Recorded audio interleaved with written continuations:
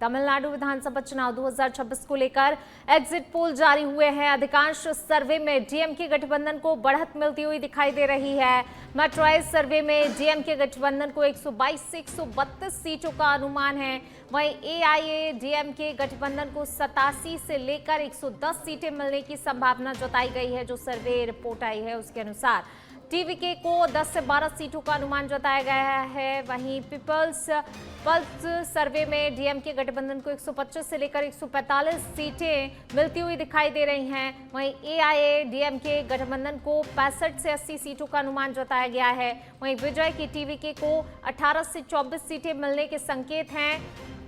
P mark सर्वे में भी DMK गठबंधन आगे बढ़त बनाता हुआ दिख रहा है। एग्जिट पोल में तमिलनाडु में डीएमके की वापसी के संकेत हैं जो अभी एग्जिट पोल आए हैं। विजय की टीवी के उभरती राजनीतिक ताकत बन सकती है।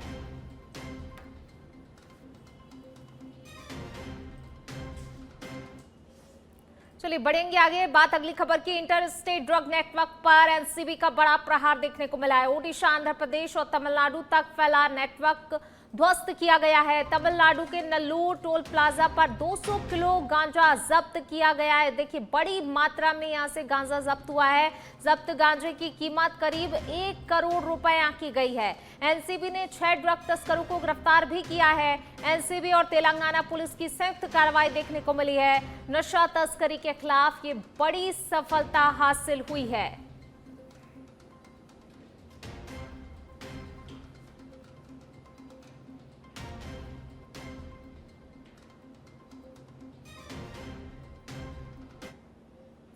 चलिए बढ़ते आगे। बात अगली खबर की। जयपुर से खबर। मुख्यमंत्री भजनलाल शर्मा सीएमओ में मौजूद, राजकीय कामकाज में व्यस्त हैं मुख्यमंत्री भजनलाल शर्मा। विदेशी भाषा संचार स्किल प्रोग्राम को लेकर बैठक, आगामी कार्यक्रम की तैयारियों पर चर्चा की गई है। सीएमओ अधिकारियों के साथ समीक्षा बैठक कर रहे हैं मुख्यमंत्री। तो राजकाज में व्यस्त है मुख्यमंत्री भजनलाल शर्मा। विदेशी भाषा संचार स्किल प्रोग्राम को लेकर बैठक कर रहे हैं मुख्यमंत्री। आगामी कार्यक्रम की तैयारियों पर चर्चा की जा रही है। इस बैठक में सीएमओ में अधिकारियों के साथ समीक्षा बैठक कर रहे हैं मुख्यमंत्री भजनलाल शर्मा। तो जयपुर से ये खबर आपको बता रहे हैं। मुख्यमंत्री भजनलाल शर्मा इस वक्त बैठक ले रहे हैं, सीएमओ में मौजूद है। जयपुर से खबर। नीट परीक्षा को लेकर हाई लेवल समीक्षा बैठक आयोजित की गई है। मुख्य सचिव वी श्रीनिवास ने तैयारियों का जायजा लिया है। 3 मई को 27 जिलों में नीट परीक्षा होनी है। प्रदेश भर में 611 परीक्षा केंद्र बनाए गए हैं। संवेदनशील जिलों में अतिरिक्त निगरानी के निर्देश दिए गए हैं। वहीं जीरो टॉलरेंस नीति के तहत परीक्षा आयोजन किया जा रहा है। पेपर लीक पर सख्त कार्रवाई, एफआईआर होगी दर्ज। परीक्षा केंद्रों पर अनाधिकृत प्रवेश पूरी तरह प्रतिबंधित। छाया, पानी और प्राथमिक उपचार अनिवार्य किया गया है। वहीं अस्पतालों में ओआरएस और एम्बुलेंस रखने के निर्देश दिए गए हैं। 300 मीटर के दायरे में फोटोकॉपी और साइबर कैफे बंद। अभ्यर्थियों को रोडवेज बसों में निःशुल्क यात्रा सुविधा उपलब्ध कराई गई है। सोशल मीडिया पर लीक सामग्री साझा करना अपराध माना जाएगा।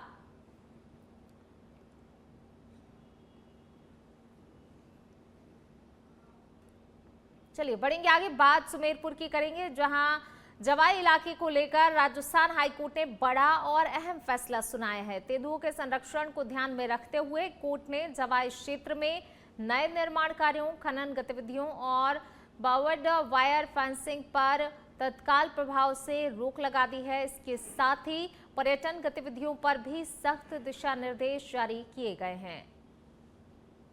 तो रात्रिकालीन सफारी पर बैन लगाया गया है। जवाई क्षेत्र को लेकर हाईकोर्ट का ये बड़ा फैसला, निर्माण और खनन पर रोक लगाई गई है।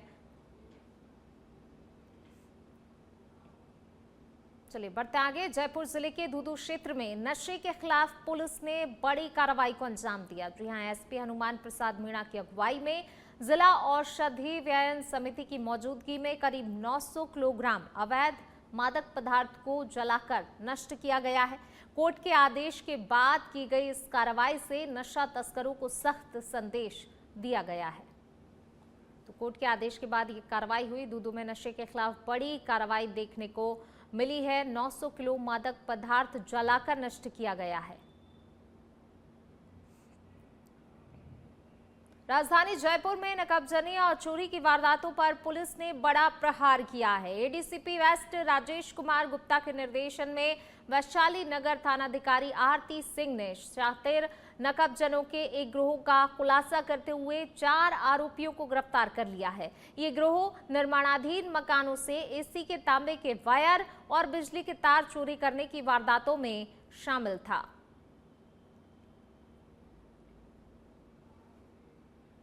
पेरिस के राजकीय विद्यालय शिक्षिका एंजेलिक फॉरेस्टियर ने भारत दौरे के दौरान डिडवाना कुचामन जिले के पीएम श्री राजकीय जवाहर उच्च माध्यमिक विद्यालय का भ्रमण किया, जहां उन्होंने भारतीय शिक्षा प्रणाली, अनुशासन और सह शैक्षिक गतिविधियों की खुलकर सराहना की।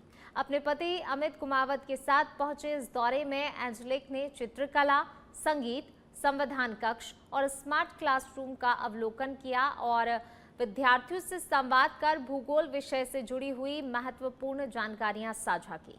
उन्होंने कहा कि भारत और फ्रांस की शिक्षा प्रणाली में कई समानताएं हैं, लेकिन भारतीय स्कूलों का अनुशासन और गतिविधियां बेहद प्रभावशाली हैं। इसके साथ ही विद्यार्थियों को मोबाइल का सीमित उपयोग, सोशल मीडिया से दूरी और अंग्रेजी पर मजबूत पकड़ बनाने की सलाह भी दी। हमारे विद्यालय में मैडम एंजेलिक फ्रांस से हमारे विद्यालय में विजिट करने आए थे और उन्होंने हमारी क्लास में भी आके और हमें मार्गदर्शन प्रदान किया। साथ साथ हमें ज्योग्राफी की कुछ नॉलेज भी दी। ज्योग्राफी और सिविक्स और पॉलिटिकल की तीनों सब्जेक्ट की एक ही अध्यापिका है। उन्होंने यहाँ पे विजिट किया और वो चाह रही थी कि बच्चों का मैं इंटरेक्शन करूँ कि कैसे क्लासरूम में कैसे पढ़ाई हो रही है। तो उनको जब विजिट के रूम दिखाया तो उसमें एजी बायो अपने जो स्मार्ट बोर्ड से ले रही थी मैडम क्लास। उन्होंने यहाँ का डिसिप्लिन बहुत पसंद आया उन्हें। I am proud to be there. I compare a lot of things, so we have something they are same. Like our the teacher, they are interested to their student. They teach well. They use technology. They give motivation. They were with me to guide and show what they. Balotra जिले में नशे के खिलाफ बड़ी कार्रवाई को अंजाम दिया गया है। पुलिस अधीक्षक रमेश आईपीएस के निर्देशन में एनडीपीएस एक्ट के तहत जब्त किए गए करीब 51.83 क्विंटल अवैध डोडा पोस्ट का वैज्ञानिक तरीके से निस्तारण किया गया। ये कार्रवाई जिला स्तरीय ड्रग डिस्पोजल कमेटी की निगरानी में की गई है, जिससे कि नशा तस्करों के खिलाफ सख्त संदेश दिया गया है। हम लगातार जो ड्रग डिस्पोजल कमेटी द्वारा डिसीजन लेते हुए और नियमानुसार जो नष्टीकरण का प्रक्रिया है, तो हमें आज 18 प्रकरणों का टोटल 53 क्विंटल डोडा पोस्ट हमने जलाया है और इसका साथ साथ जो अन्य कुछ वाहनों का निस्तारण का प्रक्रिया भी अधीन है जैसा होगा। खजवाला क्षेत्र से ड्रोन के जरिए होने वाली हेरोइन तस्करी मामले में पुलिस ने बड़ी कार्रवाई की है। पुगल इलाके में सीमा पार से ड्रोन के माध्यम से गिराई गई हेरोइन के नेटवर्क का खुलासा करते हुए खजवाला पुलिस ने 2 हैंडलर आरोपियों को गिरफ्तार किया है। ये मामला अंतर्राष्ट्रीय तस्करी नेटवर्क से जुड़ा हुआ बताया जा रहा है, जबकि मास्टरमाइंड अभी भी फरार है।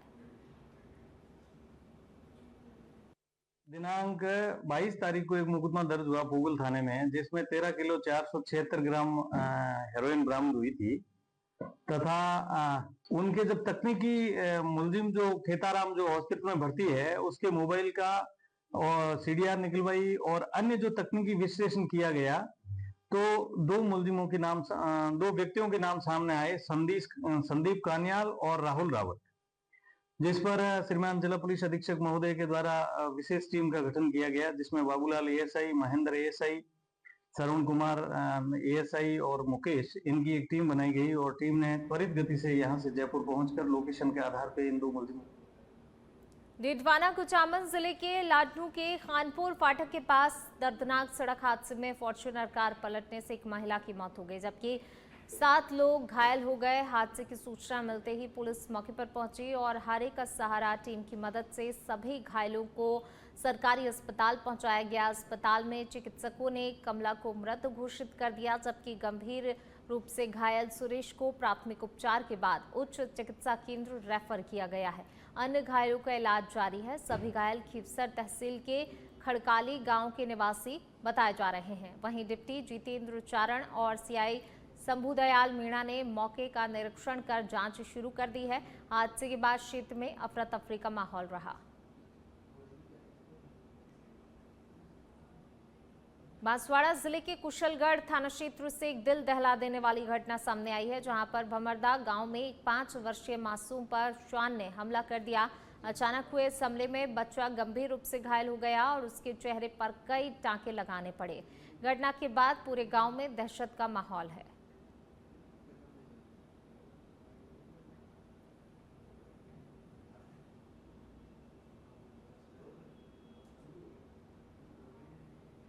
प्रतापगढ़ जिले से सड़क हादसे की खबर सामने आई है, जहां ग्यारसपुर इलाके में बाइकों की आमने सामने भिड़ंत हो गई। इस हादसे में 3 लोग गंभीर रूप से घायल हो गए, जिन्हें तत्काल ही जिला अस्पताल में भर्ती कराया गया, जहां उनका उपचार जारी है। हादसे के बाद मौके पर अफरा तफरी का माहौल बन गया।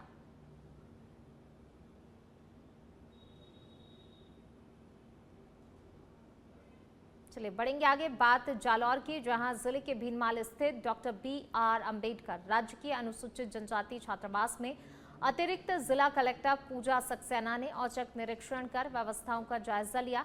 निरीक्षण के दौरान उन्होंने छात्रावास के कमरों, बेड, चादरों, अलमारियों और भोजन व्यवस्था की बारीकी से जांच की और विद्यार्थियों से सीधे संवाद कर उनकी समस्याएं सुनी। भीषण गर्मी के बीच 2 कमरों में पंखे सही तरीके से संचालित नहीं मिलने पर ADM ने नाराजगी जताई और हॉस्टल वार्डन को तत्काल पंखे और लाइट की समुचित व्यवस्था सुनिश्चित करने के भी निर्देश दिए गए। इसके साथ ही विद्यार्थियों के स्वास्थ्य को ध्यान में रखते हुए ORS के पर्याप्त पैकेट उपलब्ध रखने को कहा गया है।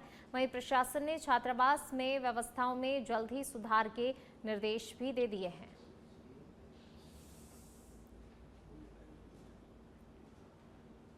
बिलाड़ा क्षेत्र में मौसम ने अचानक करवट ले ली। बुधवार को तेज आंधी के साथ बारिश का दौर शुरू हो गया, जिससे कि लोगों को भीषण गर्मी से राहत मिली है। हालांकि इस अचानक बदले मौसम ने कई जगहों पर चल रहे विवाह समारोह में खलल भी डाल दिया है। तो देखिए, अचानक से मौसम का मिजाज बदला, लेकिन कहीं ना कहीं जिस तरीके से ये बारिश हुई, इस बारिश ने लोगों को तो राहत पहुंचाई, लेकिन जो शादियों का सीजन चल रहा है, शादी समारोह चल रहे हैं, उनमें जरूर कहीं ना कहीं खलल पड़ा है इस बदलते मौसम की वजह से। सांभरलेक क्षेत्र से राशन वितरण व्यवस्था को लेकर लोगों की परेशानी सामने आई है, जहां पर सरकार की ओर से 3 महीने का राशन एक साथ देने की योजना के बावजूद भी उपभोक्ताओं को 3 बार अंगूठा लगवाने की प्रक्रिया से गुजरना पड़ रहा है। इससे राशन केंद्रों पर भीड़ बढ़ती ही जा रही है और आमजन, खासकर बुजुर्गों और महिलाओं को काफी ज्यादा दिक्कतों का सामना करना पड़ रहा है।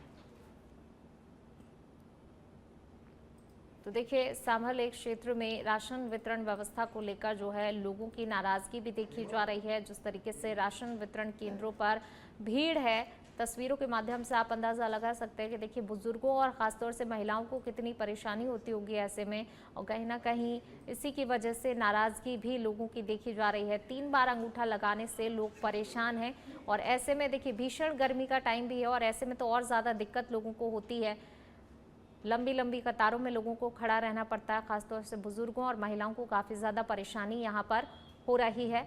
अब ऐसे में लोग सवाल भी उठा रहे हैं कि आखिरकार इतनी परेशानियाँ क्यों उन्हें इस राशन वितरण के दौरान झेलनी पड़ रही हैं, क्यों उन्हें जो है उनकी तरफ ध्यान नहीं दिया जा रहा है, क्यों उनकी तकलीफ़ों को नज़रअंदाज किया जा रहा है, इस तरीके से क्यों बार बार परेशान किया जा रहा है। एक महीने का फिंगर आ जाता है, वही 4 बार लगाने में फिंगर आता है, फिर दूसरे महीने का फिंगर लगाएंगे तो 4 बार में आ भी जाता है, नहीं भी आता है, तो बार बार चक्कर करने वाला काम हो गया।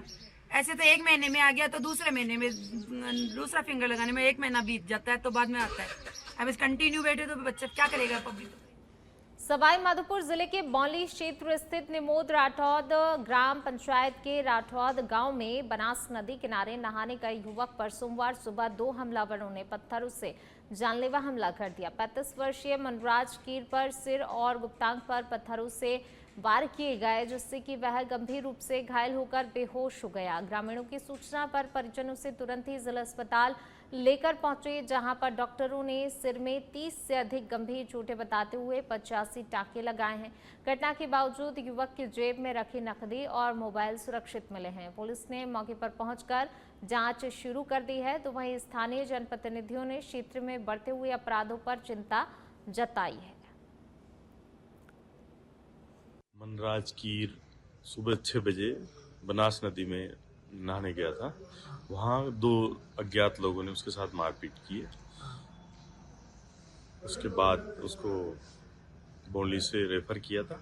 अब वो स्थिति ठीक है उनकी और उनसे पूछताछ की जा रही है। अज्ञात लोगों के बारे में हुलिया वगैरह से ट्रेस करने की कोशिश कर रहे हैं और मामला रंजिश का। बाड़मेर जिले के बायतू क्षेत्र में भीषण गर्मी के बीच मौसम ने अचानक करवट ले ली है और करवट लेते हुए लोगों को बड़ी राहत दी। दिन भर करीब 45 डिग्री तापमान से बेहाल लोगों को उस समय थोड़ी राहत मिली, जब तेज हवाओं के साथ हल्की बारिश शुरू हो गई। कई इलाकों में ओलावृष्टि भी हुई है, जिससे कि मौसम सुहाना हो गया और तापमान में गिरावट दर्ज की गई है। गर्म हवाओं के बाद चली ठंडी हवाओं से आमजन ने राहत की सांस ली। हालांकि मौसम के इस अचानक बदलाव ने किसानों की चिंता बढ़ा दी है, क्योंकि ओलावृष्टि से ग्रामीण क्षेत्रों में खड़ी फसलों को काफी ज्यादा नुकसान की आशंका जताई जा रही है। जालौर जिले के अरुणु गांव में घरेलू हिंसा का गंभीर मामला सामने आया है, जहां पर एक महिला ने अपने पति पर बेरहमी से मारपीट करने के आरोप लगाए हैं। पीड़िता कमला देवी भील के परिजनों के अनुसार उसके पति श्रवण भील ने उसके साथ जमकर मारपीट की, जिससे कि महिला का दांत टूट गया और गला दबाने की भी कोशिश की गई। वहीं घटना में महिला की आंख पर भी गंभीर सूजन आई है। सूचना मिलने पर पुलिस तुरंत ही मौके पर पहुंची और परिजनों की मौजूदगी में पीड़िता का मेडिकल करवाया गया। इसके साथ ही उसके बयान भी दर्ज कर मामले की जांच शुरू कर दी गई है। वहीं परिजनों ने आरोपी के खिलाफ सख्त कार्रवाई की मांग की है। नशा करता है, दारू पी मारे भी एला मारी है और दारू पिए ना हवे दारू पिए नन्नी नल जने पड़े मादन कदे जानती रात काटी पी थी। मारे पिताजी सलिया था, मु तो बेना माथे बैठो तो पी हो गई। अरे बाप सलिया था, मु बेना माथे बैठो तो जन्ने वास्ते सा फोन की थारो टापर मारी है, दारू पिए माथे पड़ी जरे सा हवाई पिए मुठीड़ी न गयो।